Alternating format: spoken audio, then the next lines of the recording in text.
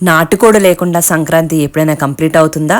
ఇక్కడ నేను కేజీన్నర దాకా కూడా నాటుకోడి తీసుకున్నాను. దాంట్లోకి 6 టీ స్పూన్ల దాకా కూడా అల్లం వెల్లుల్లి పేస్ట్ వేసుకుని ఒక్కసారి అంతా కూడా కలిసేంత వరకు కలుపుకుని ఒక అరగంట పాటు పక్కకు పెట్టేసుకోండి. మిక్సీ జార్ లోకి 3 టీ స్పూన్ల దాకా కూడా ధనియాలు, 1 టీ స్పూన్ జీలకర్ర, 1 టీ స్పూన్ గసగసాలు, అనాస్ పూలో 2 ముక్కలు, 7-8 దాకా కూడా లవంగాలు, 2 ఇంచు దాల్చిన చెక్క, 2 యాలకులు, 2 టీ స్పూన్ల దాకా కూడా జీడిపప్పును వేసుకుని ముందు ఒకసారి గ్రైండ్ చేసుకుని ఆ తర్వాత నీళ్లు పోసుకుని ఇలా పేస్ట్ లాగా చేసుకోవాలి. కుక్కర్ లోకి 4-5 టేబుల్ స్పూన్ల దాకా కూడా ఆయిల్, 4-5 పెద్ద ఉల్లిపాయలు, 2 పచ్చిమిరపకాయలు వేసుకుని ఇలా మగ్గిన తర్వాత ముందుగా మ్యారినేట్ చేసి పెట్టుకున్న నాటుకోడిని వేసుకుని 3-4 నిమిషాల పాటు మగ్గిస్తే అల్లం వెల్లుల్లి పేస్ట్ పచ్చివాసన పోతుంది. ఇప్పుడు దీంట్లోకి 3-4 టీ స్పూన్ల దాకా కూడా కారాన్ని వేసుకుని మరొక నిమిషం పాటు దీన్ని మగ్గనివ్వండి. ఆ తర్వాత 3/4 గ్లాస్ దాకా కూడా నీళ్లు పోసుకోండి. అంటే ఇలా ములిగినట్టు ఉండాలి నాటుకోడి. ప్రెషర్ కుక్కర్ లో 6-7 విజిల్స్ రానిస్తే చక్కగా ఉడికిపోతుంది. ముదురు మాంసం అయితే ఇంకా ఎక్కువ విజిల్స్ రానివ్వాలి. 2 టీ స్పూన్ల దాకా కూడా ఉప్పు, ముందుగా గ్రైండ్ చేసి పెట్టుకున్న మసాలా పేస్ట్ వేసుకుని మరొకసారి కలుపుకొని దగ్గర పడేంత వరకు ఉడికించుకోండి. మధ్యలో ఒక్కసారి ఉప్పు కారాన్ని అడ్జస్ట్ చేసేసుకుని దగ్గర పడేంత వరకు కూడా ఉడికించుకోండి.